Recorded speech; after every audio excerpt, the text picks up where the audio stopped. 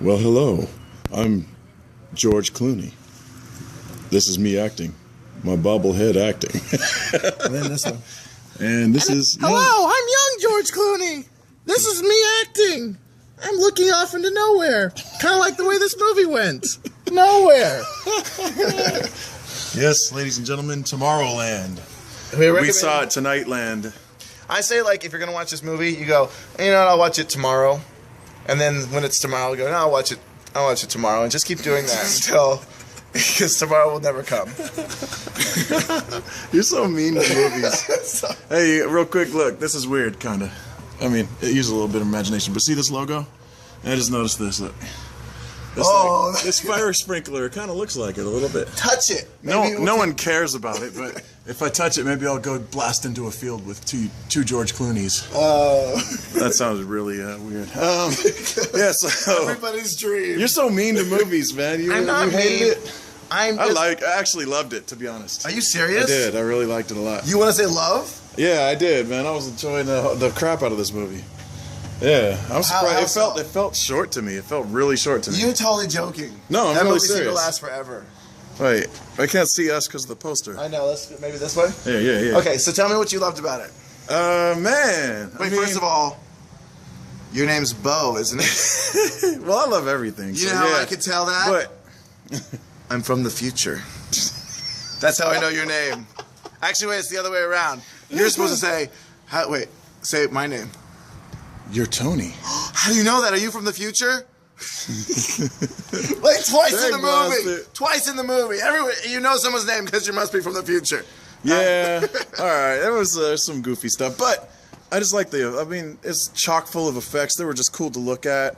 That chick that I thought was annoying in the Dome or Under the Dome, Stephen King's Under the Dome. I never watched it. It's kind of a stupid show, but anyway, she was in it. What was the annoying chick? The little girl? The main chick. Oh, spoilers. Oh yeah, spoilers. Yeah. The main chick. Oh really? See, she's in that. I think. That's one of those girls that when you watch and you're like, oh, okay, maybe in about 4 or 5 years. I don't know how old she is now, but maybe in like 4 or 5 years, like. You know, like when not bad, but you know, like when you watch like Winter's Bone and you're like, who's that girl? Jennifer Lawrence. Yeah. I have to keep my eye on her in a couple years. Oh, you weren't ready to hit that in Winter's Bone? She was like 16, wasn't she? I don't know. But then, like when you watch the first Harry Potter movie, and you're like, Hermione. Yeah. Give me 10 more years, maybe. Yeah, but you know, you kind of see it. I like how you're subtly steering this in this like little pedophilic no, angle. I'm just saying. No, he's like setting up the pedophile because this guy, George Bobblehead Clooney, man, he was in love with this. He was gonna make out with a little girl. We said spoilers, right? Like, yeah, a little girl who was like 5. He was in love with her, and but she's an android or. He wasn't gonna wait. I forgot what they called it, but like a robot android. Advanced A something. Yeah. I think here's my problem. She wasn't advanced age, I can tell you that much. She was not an advanced model. It was a little weird to see the little mushy love scenes where it looked like they were about to kiss. They were gonna totally bang. It was a little weird. So I just think that the movie was full of a lot of futuristic jargon and like. They just start saying random things, and this is going to happen. It reminded me of the movie, and a lot of people love the movie Meet the Robinsons, but I just think so much. You have these like these distant. It's when the T-Rex can. Oh yeah, I remember my arms are so small. Like I just don't like I'm going to go to this future land where everything is possible, and I'm just going to tell you all these really implausible inventions. And you're just supposed to go, wow, that would be cool. But it's like, I don't really care about the plot at all. It's just like, you're just watching a lot of like, oh, that would be cool. Yeah. That would be cool. I don't know, man. But it was like, it was cool. It had cool action. It had what was the cool action? The robot dudes. Oh, when Small Wonder went to kill everyone? No, the weird smiley dudes. They're like, I don't know. Like, I think you meant like the Disney. James Marsden looking fool with I think you meant like the Disney version of Hit Girl. Where she was Hit Girl. Yeah, she was definitely Hit Girl. The robot chick that Clooney was trying to bang was this movie's version of Hit Girl. Yeah, Disney's version. And I like Hit Girl. Hit Girl's entertaining. Yeah, she had some good scenes. Yeah. It wasn't horrible. And they had the cool little plasma. You know what I mean? But it was just cool. Like we start off with this boy, and we're just seeing him go around and learn about his rocket pack, and then we're like, let's have some more exposition and just have these two characters talking about what, you know, it's like when you have people like, I'm going to tell you a story. Here's the story. Yeah. Okay, now I'm going to tell you a different story. Yeah. Okay, here's a different story. Hey, let me finish. I'm telling you this story. I will say that it got off on a bad foot with me because I didn't like the whole. It starts off with Clooney talking to the camera, and then it has like the girls constantly interrupting him, which was annoying him and annoying me. I'm like, you know, whoever that is off screen, can they shut up? Because he's like, I mean, I'm already annoyed. Like, hands over. I'm already annoyed by the breaking of the fourth wall to begin with, and then they're gonna keep it like going longer with the interruptions. But it's like this. So watch, like, put it on you for a while. Yeah. Put it on you, right? And so you're just talking. I'm George Clooney, and I'm talking. And I'm just gonna keep interrupting you. Hey, stop interrupting me. That's annoying. No, let me say it. You keep interrupting me. How am I gonna talk when you're interrupting me? Finally, pan over to me. Now I'm going to tell you my story. Like, I'm supposed to care who that character is, and then we go back and we have to start. Yeah. It's like starting the movie over again. So I will give you that. I did not like that. Like, okay. Well, lame way to start the movie, and I agree with that. So that half an hour we're not going to talk about for another an hour. How long was this movie? Later, when they showed the ice caps melting, it hit me. I'm like, oh, this is a movie about the environment and, like, trying to, you know what I'm saying? It was way too... Hey. It was way too preachy. All right, let's move this way. It was pretty heavy-handed with all that kind of stuff, yeah. Yeah, it was like... So, it was like... You have House... Let's move over here. This is getting awkward. Yeah, we had two famous TV doctors interacting with each other, man. We had Mr. George Clooney from ER and House. Yeah, battling it. Yeah. So I now learned how House hurt his leg. Yeah, this was an origin story for people who are wondering why House had a hurt leg and had to take painkillers. He just killer pillars. Okay, so as I was saying, it was way too preachy. Yeah, it was like there's that 10-minute monologue about how the world sucks because we don't. Which I understand the message, and I totally get the message. And the message is like, hey, this world sucks, but we need to fix it and stop saying that it sucks. So do something. Don't just say how much it sucks because it was heavy-handed, but I kind of liked it. Yeah, it's like because I kind of liked it. Yeah. You didn't like it? I mean, it was like, you know, I mean, House was delivering it well, and I thought it was kind of well written. He's like, you know, the reason everybody's like, basically talking about how you guys have heard it. It's too late to save our planet. The environment is like doomed, and, you know, like the polar ice caps are melting, and, you know, climate change, and we're all gonna die, right, within like a generation. You've heard this stuff, right? Or like at least 2 generations, right? Yeah. So with the power of positive thinking, the little doomsday clock will then go backwards. Well, that's making it simple. She pretty much goes, we can change, and it goes from 100% to 99%, and like, that's what we should have done. We should have just thought positively, and then the world would have been solved. Clap your hands and you can fly. Kind of thing. It really was kind of like that. But I feel like that was like but I mean, the way he was like, I mean, House, when he was like, oh, you guys are all doomed because, like, you realize that you're doomed and you're just like choosing not to do anything about it because it's easier. Like, you know what I mean? Yeah, you don't want to have to do anything today to fix tomorrow. So, you know, you guys apparently just want to sink with the ship, and you just go have that. We here in Tomorrowland, though, are different because it was like a community of brains that are like, you know what I mean? So he's like being elitist or whatever, and like, we're going to be cool here. Who cares about you guys? Because you don't even care about yourselves. You're like eating Big Macs and starving. You know what I mean? I like the lines. I like the idea because he's like, oh, your world has an obesity problem and a starvation problem. Yeah, simultaneously. Explain that one. But I get those. But those subtle things could have been. It's just when you have a 10-minute monologue about all this bad guy like circling around the good guys and like, I'm gonna tell you how wrong you are and why I'm justified in being a bad guy, and it's like, okay, we get it. And I think and that was the problem with the movie too, is it was so much exposition where it was like the relationship between Clooney and stuff, and it's like, remember that one time that you said this one thing to me and then I was exiled, and they're like, yeah, that sucked. And then they go to the place and he's like, hey, you're not supposed to be here because remember you did that thing and then this happened and this happened and this happened. Get out. And he's like, well, remember when this happened, and remember when, and it's like, show it. Like, just show what's happening. Like, don't sit there. Like, what was Clooney's story? Just drop the girl story. Just spend time on Clooney's story, and then maybe hint to the girl a little bit because she's cute.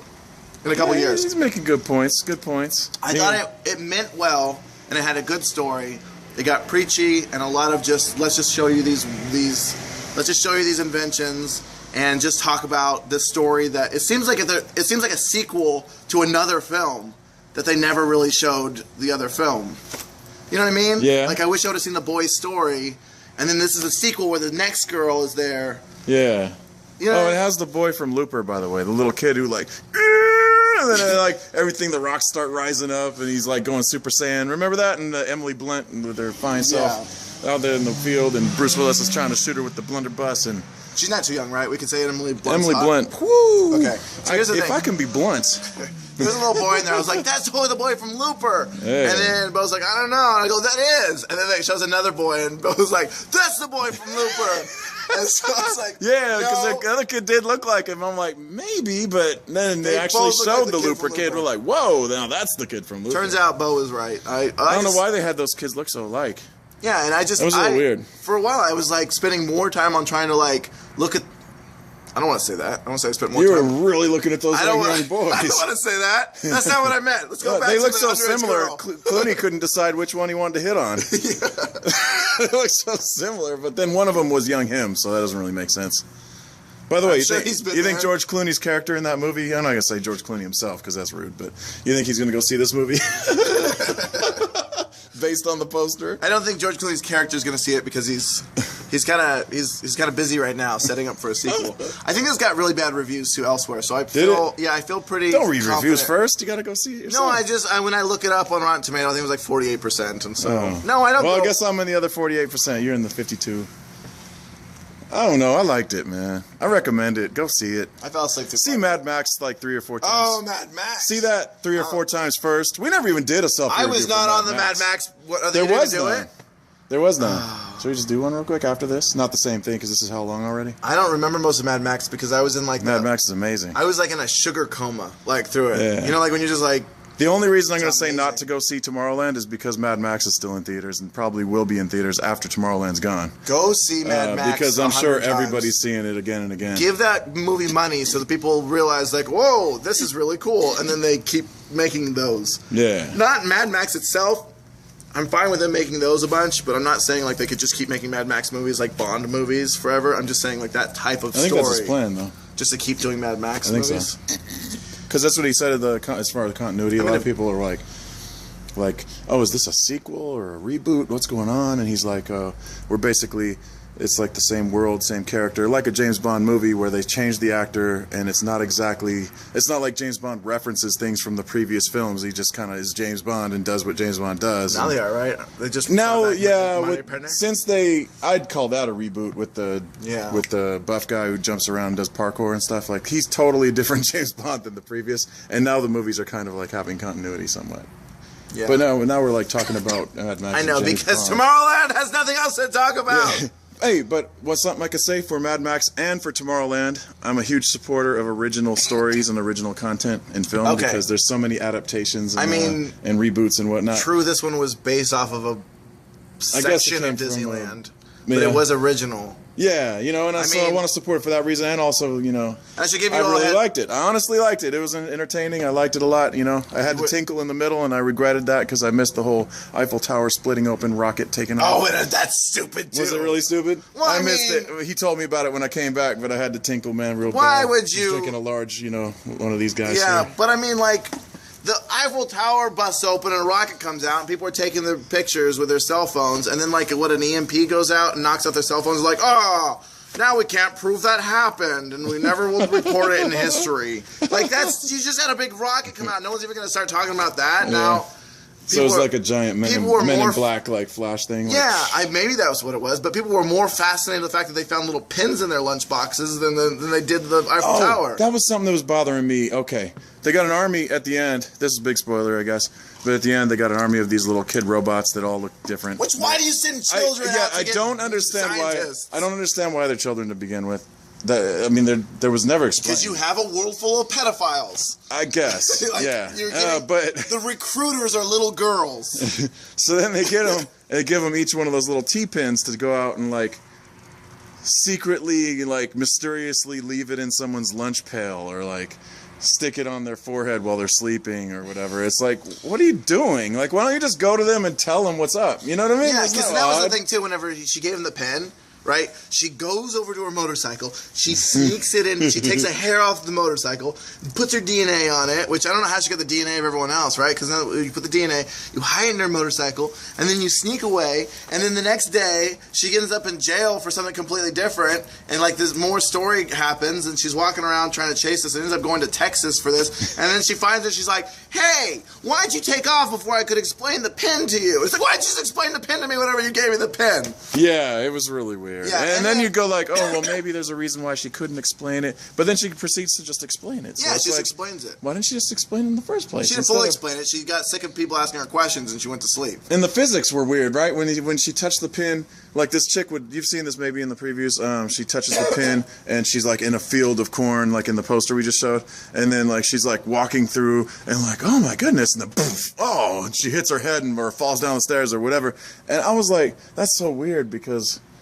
But wasn't that odd? It turns because she's interacting with the environment where she is. She feels the corn and whatnot, and then she also feels like the stairs. I don't know. Yeah, to me, she fell down the stairs. Maybe I'm overthinking it, but it was just weird. When she fell down the stairs and she just went, it felt like a glitch in a video game. Yeah, like you kind of get stuck. Yeah, like, it did. And then she was in the car. Remember, she was like, she's like coasting along, like. But see, imagine looking around like, oh, I'm in corn. But see how weird that was. Like you're at the so it's an advertisement to tell people about this world, right? So you give it to them, and then they try to interact with the world, but at the same time they're like walking out in traffic and stuff. Like how dangerous is it? Like, oh yeah, we gave out 1,000 pens, but only 4 people showed up because everyone just walked out into traffic. Like the one woman, she's planting a tree, right? And then she touches it, and she's in a field. And then, so like, where's she go? Because she's just going to start walking, and then she's going to get hit by a car and die. And like, we lost another one. Maybe we should think of a different way to advertise this future world. What was it? It was a different dimension, right? Tomorrowland is a different dimension where smart people go to get away from dumb fat people because they're all skinny, model-looking. And the smart people have to be like models because they're not ugly. Well, I don't know. They were kind of corny looking, though. I mean, they weren't fat, but they were kind of But they all look like... They were kind of strange looking... Yeah. Gooberish, like... Probably from the inbreeding. I'm just going to say that smart people inbreed. I'm just going to... Yeah, maybe. I'm going to go on the record Test for saying tube that. babies and all that kind of stuff. Yeah. Okay. Well, I guess that's... I mean, you knew it early on, but here we are like 17 minutes in, and it was an obvious thumbs down. I mean, I'm just going to say I didn't really like the movie. And a pretty clear thumbs up. So you got But you had like a thumbs way up. You got your, you know what I'm saying. I just really liked it. Yeah. I don't know. I don't know what else to say. Like you watch it and it's like, this is a cool movie. It's fun. I mean, from the moment it started going through Small World Park.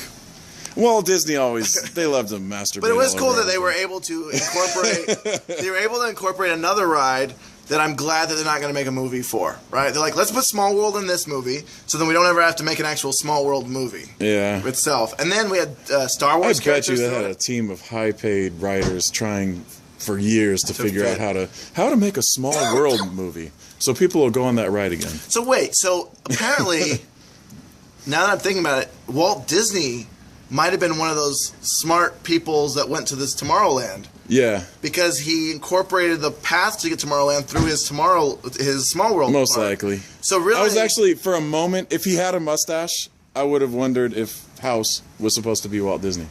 It might be. Maybe but the I think mustache maybe he was like we had a British parallel accent. or something. Because I felt... But I think what they're saying is that... we're all getting into more details. I think what they're saying is Walt Disney created Tomorrowland in his park because of... He's trying to hint to... Maybe he was trying to recruit dreamers that way, too. And recruit dreamers. So if you ever get a pen while you're at Disneyland... I don't know, whatever. I'm trying to think of the way they're going to, like, for the sequel. Are they going to have Walt Disney come in and make a cameo? Not the real one. Maybe the Tom Hanks one. They could puppeteer him. I think this is over. Oh, yeah, all right, yeah. So thumbs up, thumbs down. You know, I say go see it after you see Mad Max, like, until the tape breaks or whatever, until the projector catches fire, and then I guess go see Tomorrowland in the next theater. Over. I say go see Tomorrowland so Disney can have some more money, because I think Avengers isn't doing too well, right? Is that how it's... Wait, is it right? Avengers isn't making... You got to give it to them somehow. Disney needs our money. Yeah. All right. Yeah. All right. I wonder if we might as well keep going until over 20 minutes. What's going on? Han Solo in the thing? Do you think that was the real Han Solo, considering they can go back and forth in time? I was wondering that too. They dealt with the Han Solo and Carbonite. I'm thinking, I wonder if that's really him. I think the Carbonite Han Solo actually killed one of the bad guys, didn't it? Or not? Go ahead. I'm done. All right. Peace. I'm gonna have to wait and upload this to YouTube because it's too big for Facebook. Oh.